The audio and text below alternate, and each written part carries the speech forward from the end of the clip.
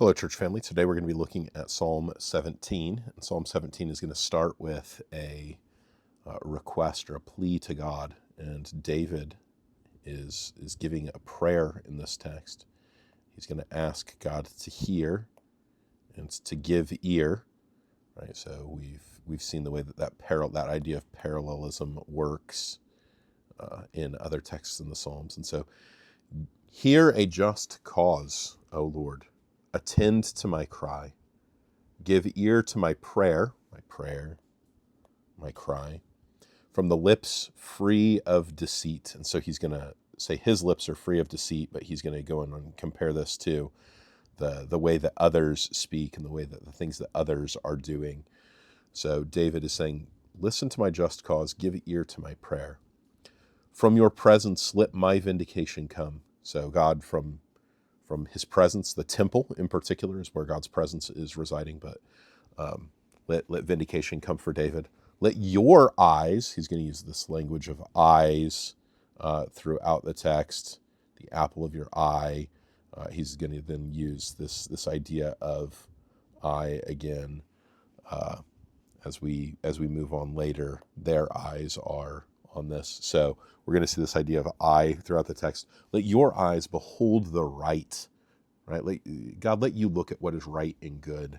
Habakkuk talks about this with God as well in the book of Habakkuk. You have tried my heart, and you have visited me by night. You have tested me, and you will find nothing. I have purposed that my mouth will not transgress. So David is saying, again, you know my how just I am, how I've acted with justice. Here he's just describing that justice. With regard to the works of man, by the words of your lips, I have avoided the ways of the violent. I'm not like the violent. I have a just cause. I'm free of deceit. I'm not like the violent person. My steps have held fast to your paths. My feet have not slipped.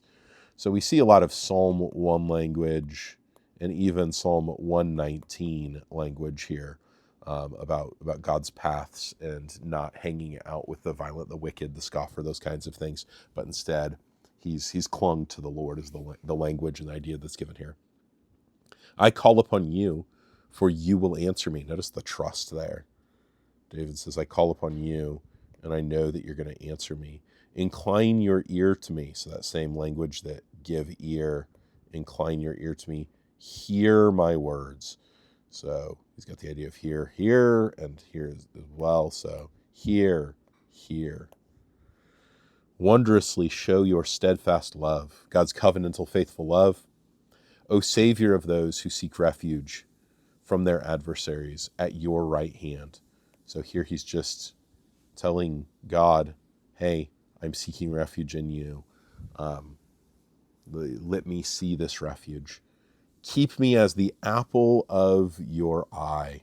So this is just an expression of someone who's beloved, of something that's affectionate or important to someone, a treasured possession.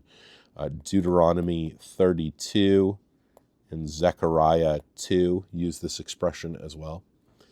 Hide me in the shadow of your wings. This is a place of protection, the shadow of your wings. Boaz uses similar language to Ruth in Ruth chapter 2 when he says, may like the wings of the Almighty cover you.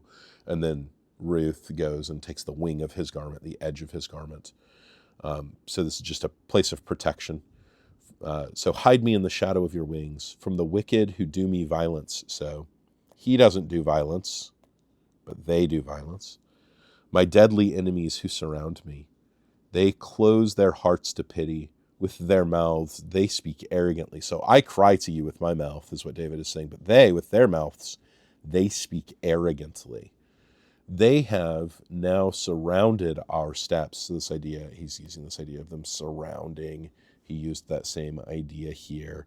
They surround me, right? The pictures of the adversaries and the violent, the wicked. They set their eyes to cast us to the ground.